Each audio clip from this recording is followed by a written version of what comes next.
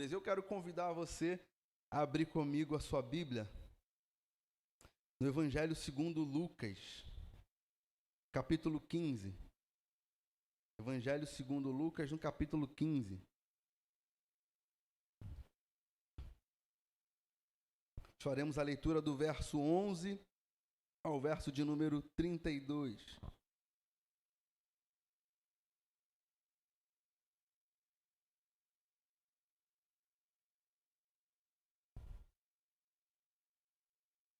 Evangelho de Lucas, capítulo 15, do verso 11 até o verso de número 32. Se eu tivesse que escolher uma história bíblica para apresentar para uma pessoa, se eu tivesse apenas uma história para apresentar, a oportunidade de apresentar apenas uma história, muito provavelmente eu apresentaria essa história. Se eu tivesse que guardar um texto, uma história bíblica, muito provavelmente eu guardaria essa história. Que eu acho que ela sintetiza quem é Deus, quem somos nós, como a gente cultiva a relação com esse Deus. Um pouquinho sobre isso que eu queria conversar com você nessa noite. Através dessa história, perceber quem é Deus, quem somos nós, como é que a gente cultiva uma relação com esse Deus. Diz assim, a partir do verso 11, o texto bíblico. Continuou. Certo homem tinha 2 filhos. O mais moço deles disse ao pai: Pai, dai-me a parte dos meus bens que me cabe. E ele lhes repartiu os haveres. Passados não muitos dias, o filho mais moço, ajuntando tudo o que era seu, partiu por uma terra distante e lá dissipou todos os seus bens, vivendo dissolutamente.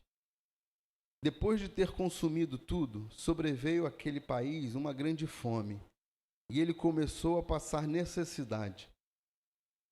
Então ele foi e se agregou a um dos cidadãos daquela terra, e este o mandou para os seus campos a guardar porcos. Verso 16, ali desejava ele fartar-se das alfarrobas que os porcos comiam, mas ninguém lhes dava nada.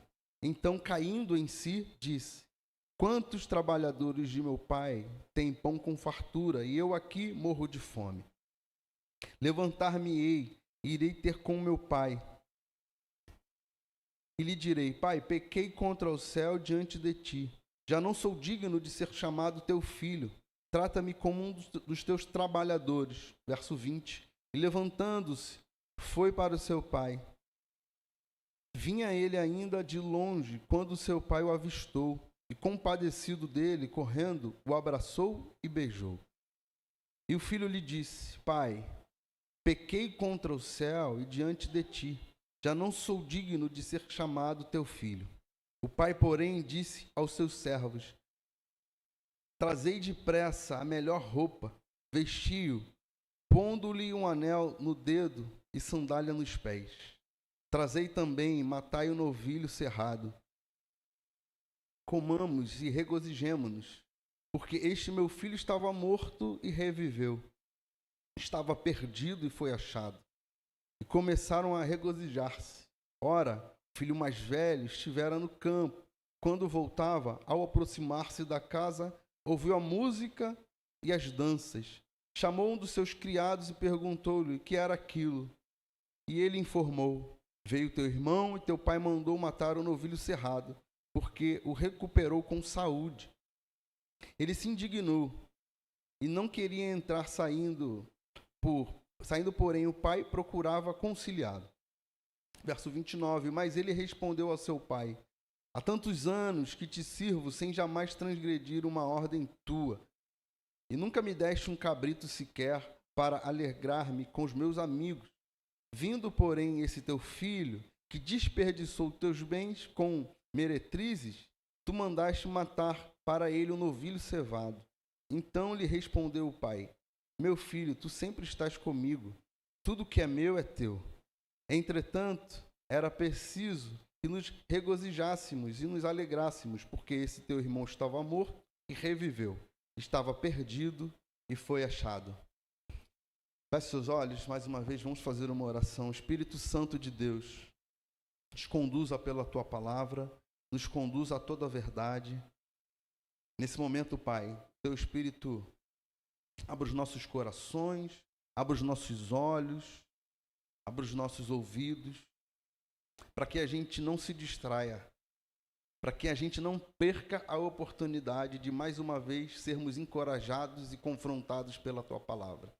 Nos guie, Pai, nos conduza e nos ilumine a nossa oração, em nome de Jesus. Amém e amém.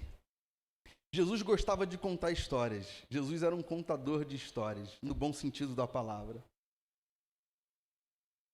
E ele usava essas histórias para trazer à luz verdades importantes a todos nós.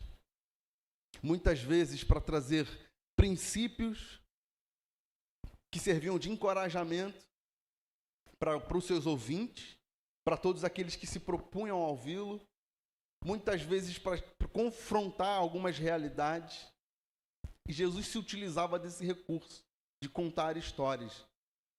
Essa é mais uma história que Jesus está contando, que nós conhecemos como a parábola do filho pródigo. Eu gosto muito de olhar a partir de uma outra perspectiva, a parábola do pai gracioso. E eu acho que essa parábola é, sobretudo, não sobre o filho especificamente, embora apareça aqui a personagem do filho. Mas eu tenho para mim, e é assim que eu gosto de me aproximar desse texto, olhando pela perspectiva do pai gracioso.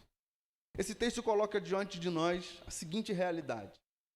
Como eu disse no início, a realidade de quem somos, a realidade de quem Deus é e de como Ele decidiu estabelecer essa relação conosco. Você sabe que eu tenho para mim, às vezes, que a gente cria ideias muito fantasiosas a respeito de Deus. Às vezes a gente vê pessoas buscando e cultivando uma relação com Deus que parece um Deus mágico, um Deus que resolve as coisas instantaneamente. E a pessoa, sempre que precisa, recorre a esse Deus. Essa é uma ideia fantasiosa a respeito de Deus. E tem muita gente que cultiva esse tipo de relação com Deus. Ela está bem na vida, as coisas estão acontecendo, os projetos estão avançando. Mas quando há uma intercorrência no meio do caminho, elas se lembram de Deus. Elas recorrem a esse Deus, que na mente delas é esse Deus meio que mágico, assim, que vai resolver no estalar de dedos as coisas. Então, nesses momentos de dificuldade, muitas pessoas se aproximam de Deus, passam a frequentar os cultos, estão mais ativas na igreja. Mas o que motiva isso, muitas vezes, é a dificuldade que elas estão enfrentando na vida. O desejo de terem ali suas dificuldades modificadas e transformadas por Jesus. Essa é uma ideia fantasiosa a respeito de Deus. A Bíblia não nos apresenta a Deus como esse ser mágico, sabe? Que está ali pronto para nos atender. Embora Deus nos abençoe de muitas formas, e nós encontramos isso na Bíblia, um Deus que abençoa o seu povo, os seus filhos, um Deus que se satisfaz em nos abençoar. Existe um caminho a percorrer, existe um relacionamento a ser cultivado com Deus, que não é pautado por essa lógica de sermos beneficiados o tempo todo por Ele. Não é assim que nós somos convidados a cultivar uma relação com Deus. É interessante que nesse texto, ele expõe uma realidade de uma vida que muitas vezes muito parecida com a nossa. O que está acontecendo aqui? Qual é a história que Jesus está contando? É de um homem, um pai, que tem 2 filhos. Um mais velho e um mais novo. Certo dia, o mais novo decide pedir a sua herança para o pai. O pai ainda está vivo, mas por algum motivo o filho é impelido a pedir a sua herança. E você que é pai, ou mesmo você que é filho, sabe o quanto isso é transgressor. Sabe o quanto isso é uma quebra de um vínculo. Um filho, se voltar para o pai, enquanto o pai ainda está vivo, e pedir a sua herança, ele está quebrando ali uma regra muito importante da vida.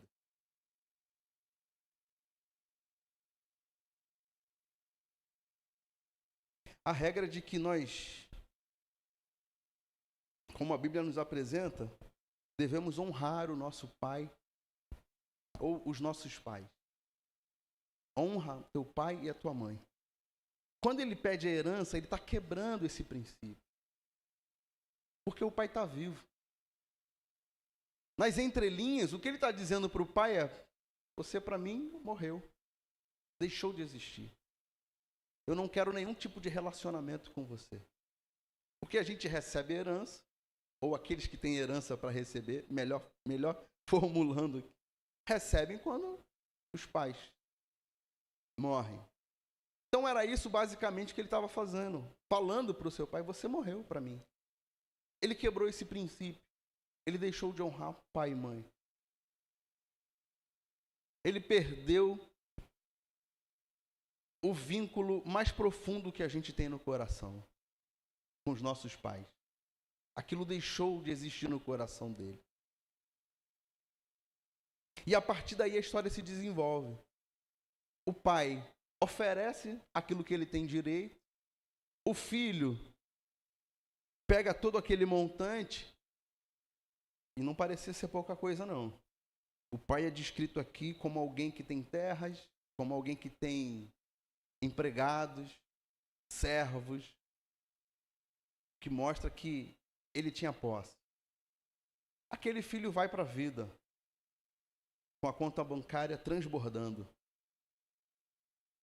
Mas acontece que ele se põe na vida, como o texto vai dizer, de uma maneira irresponsável. Embora tenha na sua casa todas as condições favoráveis que ele precisava para cultivar a vida, ele preferiu dar vazão ao seu coração.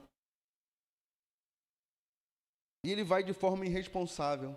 O texto, a história vai descrevendo que ele vai gastando de forma completamente irresponsável, até que vem uma grande fome na região que ele estava.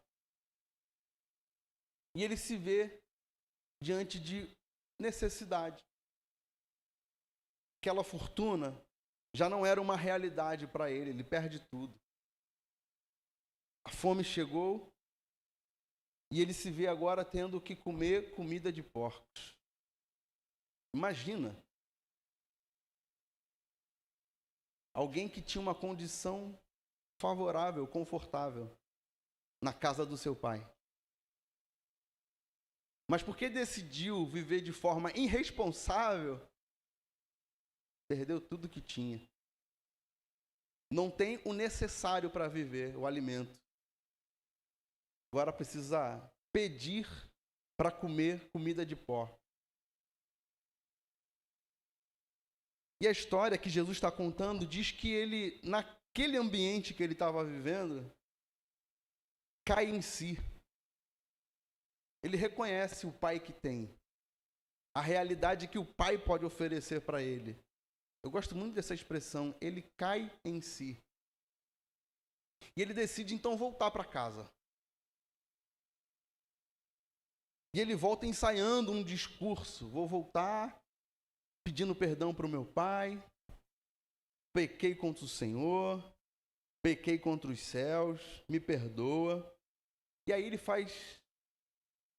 ele elabora aqui uma ideia muito interessante. Ele diz assim: eu vou pedir para o meu pai me tratar como um dos seus servos. Isso me chamou muita atenção dessa vez que eu estava lendo o texto, porque ele não pede para ser tratado como o irmão dele. Ele pede para ser tratado como um servo. O que aconteceu? Ele tem consciência de que ele perdeu a filiação. Eu não sou mais digno de receber nada do meu pai. Então, se ele me tratar apenas como um servo, já é o suficiente para mim, já está de bom tamanho. Lá eu vou ter moradia, eu vou ter o que comer. Ele volta ensaiando esse discurso com essa ideia na cabeça, de ser tratado como um servo. Mas o texto, de forma brilhante, vai finalizando e vai dizendo que conforme ele vai se aproximando da propriedade do pai, o pai de longe o avista. O que nos faz pensar que havia uma expectativa no coração do pai, de que em algum dia, em algum momento, aquele filho voltaria. O pai está ali, olhando, até que um dia ele vê de longe alguém se avistando. E ele não tem a menor dúvida de que é o filho dele. E ele dá um salto e ele sai correndo, ele vai na direção do filho, o que é um detalhe também muito importante nesse texto. É o pai que se lança na direção do filho. E quando o filho, ele se aproxima do filho, ele chama seus servos, ele diz, coloca anel do dedo, sandália nos pés, a melhor roupa, novilho cevado. Novilho cevado aqui, gente, era usado pelos nobres da época. Era um tipo de carne, assim, especial. Sabe aquela carne maravilhosa? Então, era melhor do que essa aí que você pensou, com certeza. É isso que o pai vai oferecer para o filho. E aí, de forma esplendorosa, o texto vai dizer o seguinte, que o pai manda fazer uma festa. Vamos fazer uma festa. O pai não só recebe o filho, o pai não só coloca anel dos dedos, sandália nos pés, melhor roupa, mas o pai oferece a melhor comida, o que havia de melhor na época, e o pai manda fazer festa, chama todo mundo. E qual é o argumento do pai? Esse que estava morto, reviveu. Esse que estava perdido, foi achado. Mas há o irmão mais velho que, quando chega, vê toda essa cena e fica pensando, o que está acontecendo? Que festa é essa? Segunda-feira? 2 horas da tarde? O povo não está trabalhando? Churrasco? O que é isso? E aí um dos servos do pai diz, seu irmão voltou. Seu pai mandou colocar anel no dedo, sandália nos pés, matar o novilho cevado, mandou chamar todo mundo, parou o expediente, é festa. E o irmão fica indignado vendo aquela cena. Ele vai dizer, como é que pode? Eu estou aqui servindo o meu pai, ele nunca me deu nada para festejar com meus amigos, nunca me deu uma ovelha, um animal quer. Como é que esse aí que vive, faz o que faz, volta e agora meu pai recebe ele? E aquilo gera uma indignação no coração do mais velho. Mas o pai entra em cena de novo e diz para ele, a gente precisa comemorar, a gente precisa celebrar. Esse aí que estava morto, reviveu. Esse que estava perdido, foi achado. Sabe o que eu acho interessante nessa história que Jesus está contando?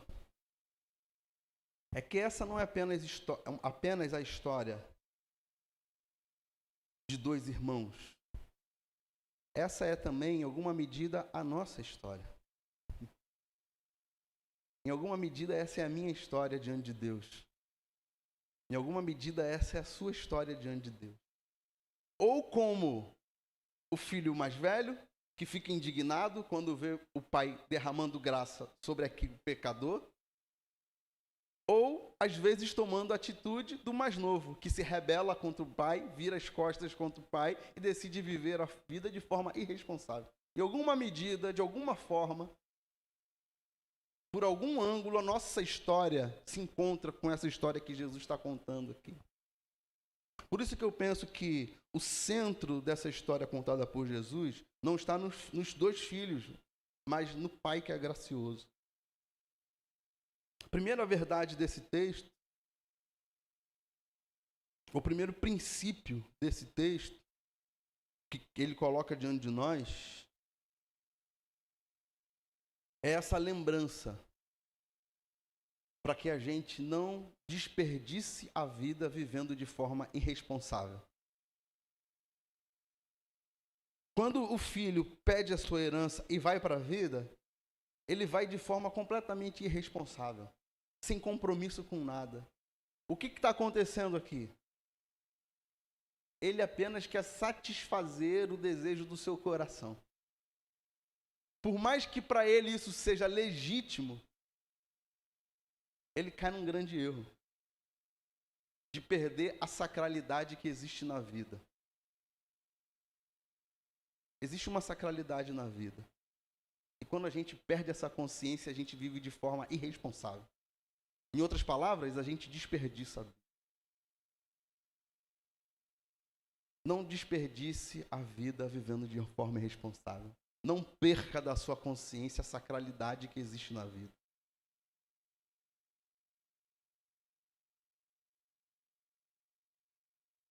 Esse rapaz decide viver de forma irresponsável. Isso traz consequências para ele. O que mostra para a gente que todas as vezes que a gente se coloca na vida de forma irresponsável, os prejuízos podem ser irreparáveis. Ele não apenas perdeu tudo o que ele tinha, mas como ele se viu numa condição que muito provavelmente ele nunca imaginou que fosse estar.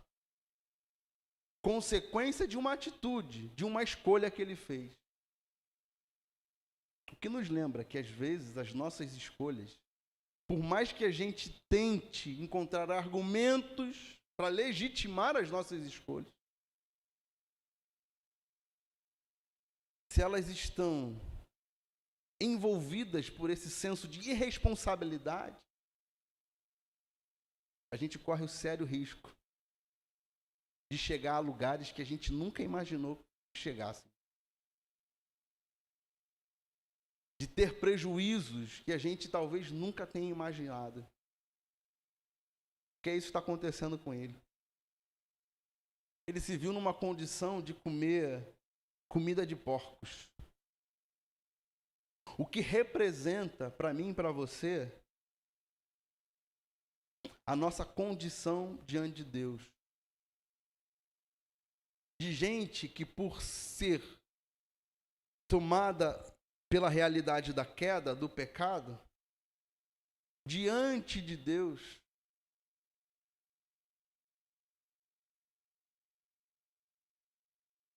está nessa condição. Condição de alguém que come comida de porco. Mas graças a Deus que a história que Jesus conta não para aí. Quando aquele homem cai em si, o que significa esse cair em si? É perceber a condição que ele está. E eu acho isso genial no texto, porque nem sempre alguém que está nessa condição percebe a condição que ele está. Nem sempre a gente, quando está ali, nesse tipo de lugar, a gente consegue se dar conta do lugar que a gente está. A gente vai tentando achar argumentos. Isso está acontecendo por causa disso, isso está acontecendo por causa daquilo outro. A gente vai tentando preencher isso de muitas formas. Em outras palavras, a gente vai tentando se justificar. Então, esse cair em si é abrir mão dessa autojustificação. É dizer, perdi, não tem jeito. Não adianta eu ficar procurando desculpa. Não adianta eu tentar ficar me justificando. Não adianta. Não adianta eu tentar ficar achando argumentos. Porque quando a gente faz isso, a gente perpetua essa condição. Aí ele cai em si.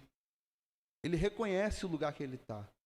E mais do que isso, ele reconhece onde ele poderia estar. E aqui é um momento auge assim do texto para mim. Sabe por quê? Que quando a gente olha para a narrativa bíblica, a gente vai ver que a queda nos tirou de um lugar. Que lugar é esse? A plena comunhão com Deus. Esse é o lugar de onde nós nunca deveríamos ter saído. Porque é nesse lugar que Deus nos colocou. Ele nos criou e nos colocou num lugar que é descrito na Bíblia pela imagem de um jardim. Você lembra disso? Gênesis, um jardim. Mas o que o pecado faz? Tira o homem do jardim. Tira o homem desse lugar. Uma das traduções da palavra jardim, lugar de delícias. Lugar onde a gente tem essa plenitude no coração preenchido. Mas a queda nos tirou desse lugar.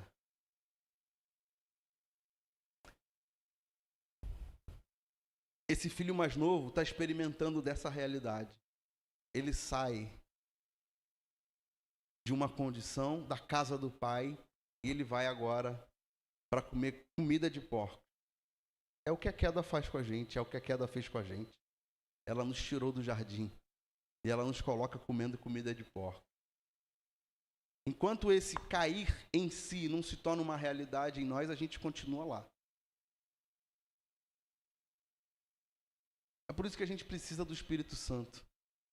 Que a gente não cai em si se não for manifestação do Espírito Santo no nosso coração.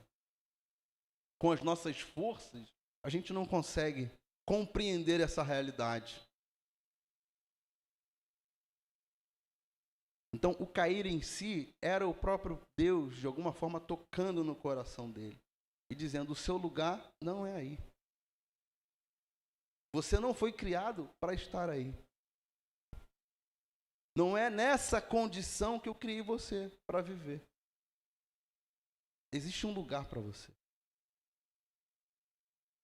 Esse lugar é na casa do Pai. O que significa dizer é na presença do Pai. É na comunhão. Porque é ali que você vai desfrutar de uma vida com a qualidade que você não vai conseguir desfrutar em nenhum outro ambiente. Eu fico pensando nisso. Essa qualidade de vida que Deus tem para nos oferecer. E essa qualidade não tem a ver com conforto e com luxo. Não necessariamente. Deus pode nos abençoar. E se Ele te abençoar assim, não esqueça de mim, hein? Pix, depois eu passo aí. Mas a gente vai criando essa ideia, sabe, de que os bens materiais é tudo que Deus pode fazer pela gente. Não. Deus quer nos oferecer uma qualidade de vida. E esse jovem, esse rapaz da parábola, percebeu isso. Não é essa qualidade de vida que o meu pai tem para me oferecer. Não é aqui. Eu vou voltar para lá. Nas entrelinhas, o que ele está dizendo é, eu vou voltar para o lugar de onde eu nunca deveria ter saído. Eu acho isso aqui de uma beleza assim, muito profunda. E quando ele volta, ele é recebido pelo Pai gracioso, que o avista de longe, vai até ele, símbolo da graça de Deus, símbolo do Deus que se movimenta na nossa direção, símbolo do Deus que vem ao nosso encontro, símbolo do Deus que nos resgata, ainda que a gente esteja assim, cheirando a porcos. O que significa dizer que, em alguma medida, o Deus das Escrituras nos acolhe com o nosso mau cheiro. Você sabe o que eu acho sensacional? Porque isso tira a ideia da gente de eu vou buscar comunhão com Deus quando eu estiver perfeito. Não, não é assim não. O Deus das Escrituras não funciona assim. Ele nos acolhe, ainda que a gente esteja com cheiro de porco. Não é quando eu estiver preparado eu vou para a igreja. Não, isso nunca vai acontecer. Você nunca vai estar preparado. Porque Ele nos recebe com mau cheiro, maltrapilhos. Ele nos aceita assim, nessa condição. Mas Ele não nos deixa nessa condição. Ele nos ama tanto a ponto de não deixar a gente continuar assim nessa condição. E o que Ele faz? Traga um anel, sandália, roupa. Ele restaura a dignidade do filho. O anel naquela cultura representava esse símbolo de pertencimento a uma família. É um pouco parecido do que a gente tem hoje com o nosso sobrenome. Quando a gente fala o nosso sobrenome, a gente está trazendo à memória os nossos antepassados, né? O anel era um símbolo dessa representação. Então, as famílias mais ricas cultivavam esse hábito. Eles andavam com um anel. E uma pessoa, quando avistava, ela sabia, pelo tipo de anel, ela sabia a que família aquela pessoa estava inserida. O que é um anel no dedo? Você pertence a essa família. Você não será tratado como um servo, como você imaginou. Você é filho. Eu vou restaurar sua dignidade. Eu vou cobrir você com a melhor roupa que tiver. E eu vou fazer festa, eu vou me alegrar. Porque você estava morto, agora você reviveu.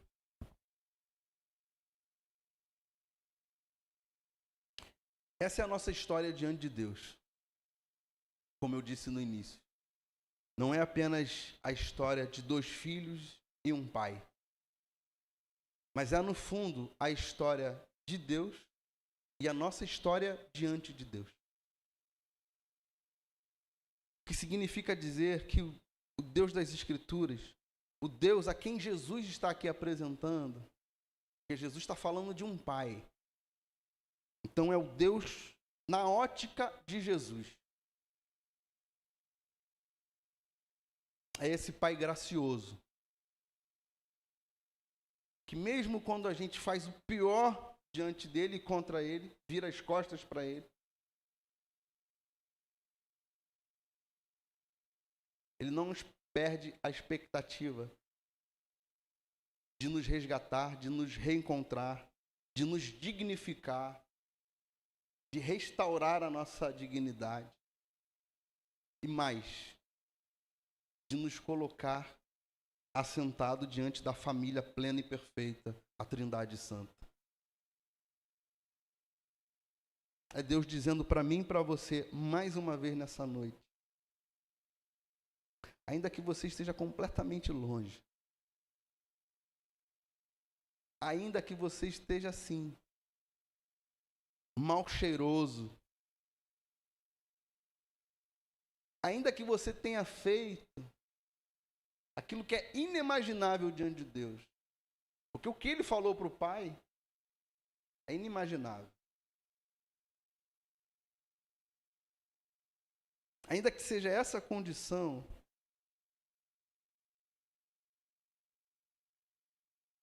Jesus está nos apresentando um Pai gracioso.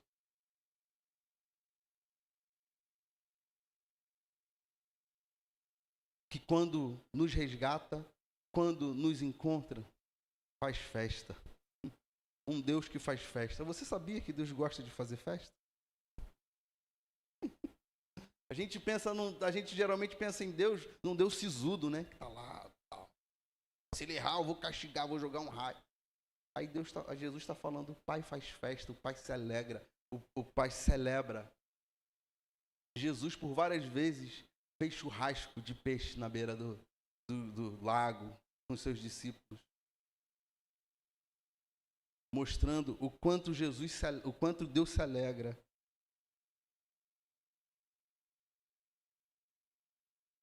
Esse texto não apenas mostra a nossa realidade diante de Deus, mas traz esperança para o nosso coração, porque ele mostra como Deus escolheu se relacionar conosco, nos envolvendo com a sua graça, nos cobrindo com a sua graça.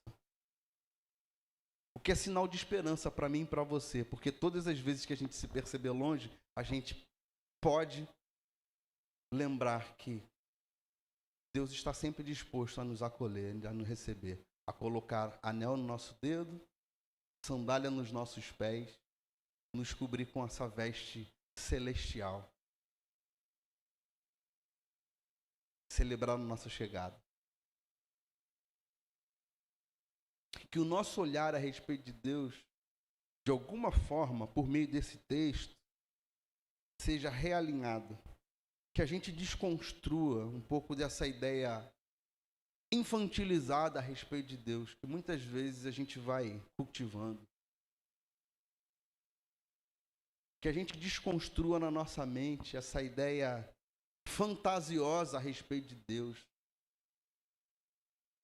Que é um ser distante, que está lá, se a gente tropeçar, ele vai nos castigar. Mas que a gente cultive esse tipo de consciência que Jesus está nos apresentando aqui, de um Pai gracioso, um Pai bondoso, um Pai perdoador,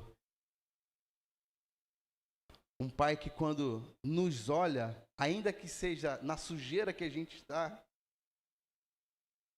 se alegra, celebra e faz festa.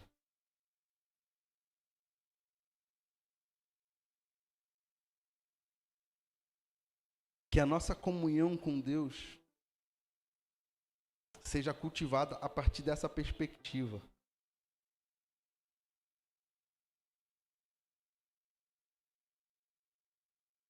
Que a gente seja encorajado. Que você seja encorajado. E eu seja encorajado.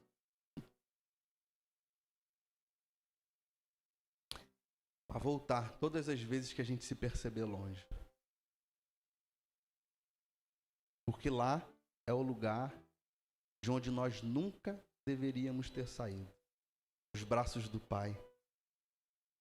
Ambiente da graça. Porque só aí, só nesse lugar, a gente consegue desfrutar da vida com a qualidade que Ele tem para nos oferecer. Que a gente se coloque na vida com esse senso de sacralidade que ela tem.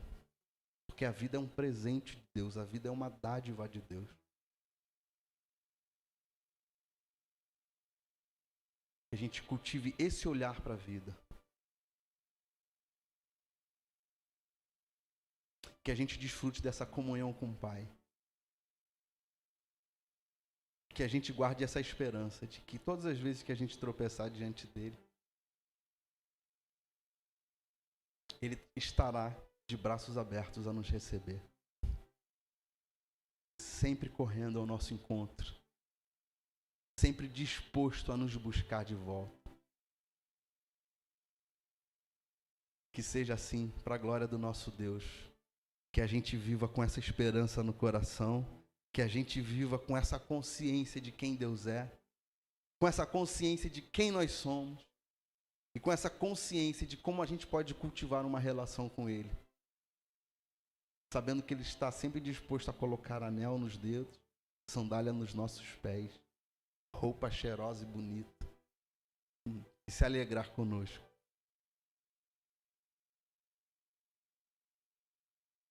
Qual a imagem que você tem de Deus? De um Deus carrancudo? Que fica lá vendo quem é que está errando?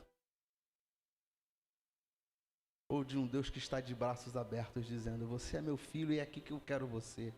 Não é aí nessa condição. Vem para cá, porque aqui você vai experimentar de uma vida da forma que eu tenho para te oferecer. Fica aqui comigo. Fica aqui perto de mim. Fica nesse ambiente aqui da graça. Qual a imagem que você tem de Deus? Que essa seja uma provocação para os nossos corações, para que a gente realinhe a nossa consciência de quem de fato Deus é. Porque aqui, o texto que lemos, é Jesus nos apresentando o seu Pai. Que essa seja uma verdade dos nossos corações. Amém? Vamos fechar os nossos olhos? Pai gracioso, glorificamos o teu santo nome, porque mais uma vez fomos lembrados de quem de fato o Senhor é. Um Deus de amor, um Deus que nos aceita, sendo nós quem somos, um Deus que nos recebe, um Deus que nos dignifica, quando tudo que merecíamos era receber da tua ira, mas o Senhor escolheu nos envolver com a tua graça. Que a gente cultive, Pai, uma consciência a respeito de quem tu és a partir dessa verdade que nós vemos hoje aqui.